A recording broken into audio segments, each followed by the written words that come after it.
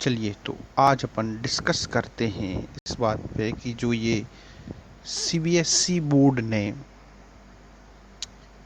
Syllabus reduce कर दिया, कौन कौन सा सिलेबस डिलीट किया है, तो स्टूडेंट्स को क्या फ़ायदा होगा, सीबीएसई ने क्या किस तरीके से कमेटी ने काम किया है, इस पे थोड़ा सा मैं अपना रिव्यू आपको देना चाहता हूँ। चलिए तो देखते हैं अपन।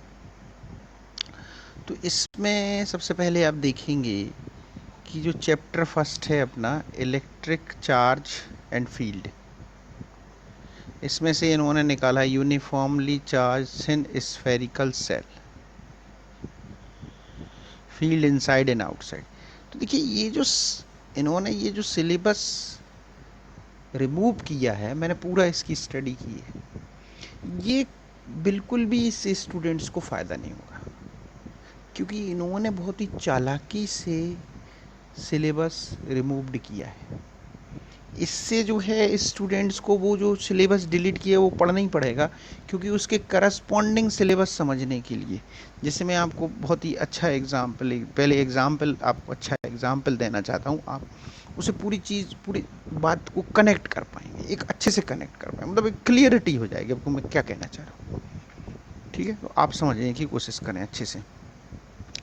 जैसे सपोज करिए आप कि आपको सिलेबस में 4 चीज़ें बच्चे को पढ़ाना है, प्लस माइनस इनटू डिवीज़न। ठीक है, अब आपने कहा भाई सिलेबस कम होगा, मैं ठीक है चलो भाई ये वाला सिलेबस नहीं पढ़ना, तुम प्लस नहीं पढ़ना और माइनस नहीं पढ़ना, हाँ इनटू डिवीज़न पढ़ लें। तो जो बुद्धिमान लोग हैं बात को हमारी समझ गए होंगे कि ये क्या मतलब निकला इस बात का। इस बात का मतलब ये है कि आपको जब इनटू पढ़ना है तो प्लस तो पढ़ना ही पड़ेगा, डिवीज़न पढ़ना तो माइनस।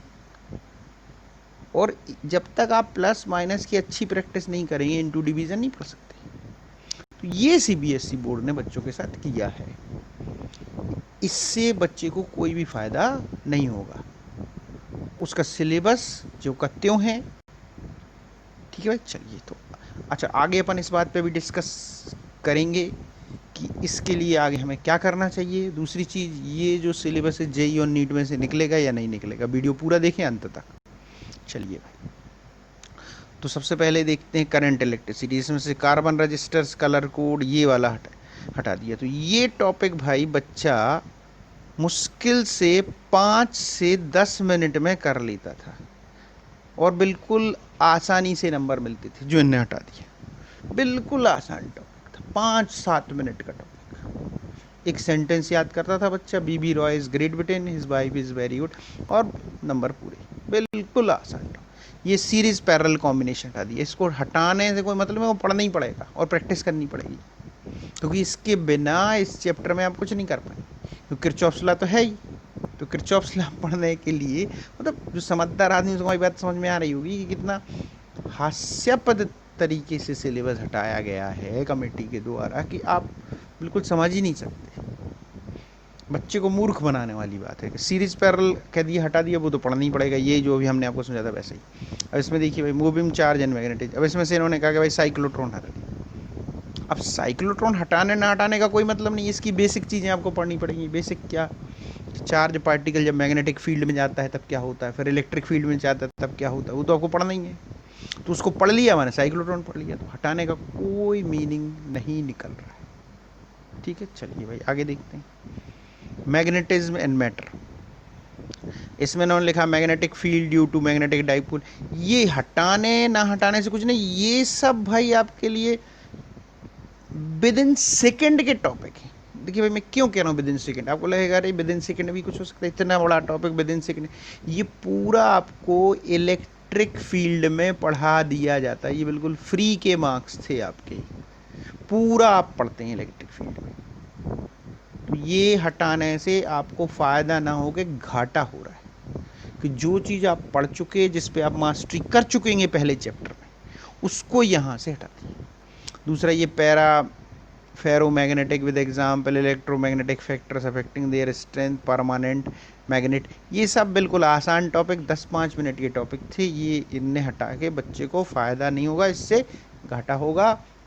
मार्क्स जहाँ से उसको फ्री के मिलते थे वो चीज़ें इन्होंने हटाई हैं। ठीक है भाई, तो ये ध्यान रखिए। आगे देखते हैं भाई, alternating current, power factor, wattless current. ये तो पावर फैक्टर हटाने से कोई बेनिफिट आपको नहीं हो रहा। बेसिक डिस्प्लेसमेंट करंट, ये भाई जो basic idea of displacement current है ये इस चैप्टर यहीं से शुरू होता है, तो ये तो आपको पढ़ना ही पड़ेगा, भले इन्हें हटा दिया। Ray optics and optical instrument, इसमें से रिफ्रैक्शन ऑफ लाइट हटा दिया, स्फेरिकल मिरर हटा दिए, मिरर फार्मूला हटा दिया, स्कैटरिंग ऑफ लाइट, ये सब। ये देखिए भाई, ये पूरा 2 मिनट का टॉपिक था आपका, 5-10 मिनट में हो जाता था। Resolution power of microscope, astronomical telescope, polarization plane, Brewster's law use, polarization ये हटा दिए, dual nature of radiation, Davisson Germer experiment हटा दिया, इसमें से न्यूक्लियाई में से रेडियो एक्टिविटी हटा दी, खासकर बाइंडिंग एनर्जी पर nuclear variation, semiconductor, electron material, ये पूरा डिवाइस, ये पूरा। इसके अलावा इसमें अब आपको प्रोजेक्ट नहीं बनाना है 12th क्लास में, ये पूरा। ठीक है भाई, चलिए, तो ये पूरा आप तो डाउनलोड कर लेंगे डिलीटेड वाला, और जो सिलेबस पहले था उसमें से ये कम हो जाएगा। अगर आपको ये सब सिलेबस वगैरह ढूंढने में कोई दिक्कत हो रही तो हमारे टेलीग्राम चैनल में चले जाएंगे आप भाई, ये है विनय फिजिक्स 99, इसमें आपको पूरी डिटेल सिलेबस की मिल जाएगी क्लियर कट। ठीक है, अब देखिए भाई, इसके बाद बात आती है कि क्या ये सिलेबस जेई और नीट में से हटाया जाएगा। तो बिल्कुल निश्चित हटाया जाना चाहिए जेई नीट में से। क्यों? क्योंकि बच्चा जब पढ़ेगा नहीं साल भर ये वाला सिलेबस तो कैसे वहाँ पे जाके एग्ज़ाम देगा, एक चीज़। दूसरी चीज़ ये है कि अब स्टूडेंट्स को क्या करना चाहिए, तो खासकर 10th और 12th के स्टूडेंट्स को इसके लिए जो है मांग उठानी चाहिए कि ये सिलेबस इस तरीके से रिडक्शन नहीं होना चाहिए, सीधे सीधे कंप्लीट चैप्टर रिडक्शन होना चाहिए था। लास्ट के जो चैप्टर थे 30% उनको टोटल रिड्यूस कर देना चाहिए था, तो स्टूडेंट्स को फ़ायदा होगा। इससे स्टूडेंट्स को कोई फ़ायदा नहीं होगा।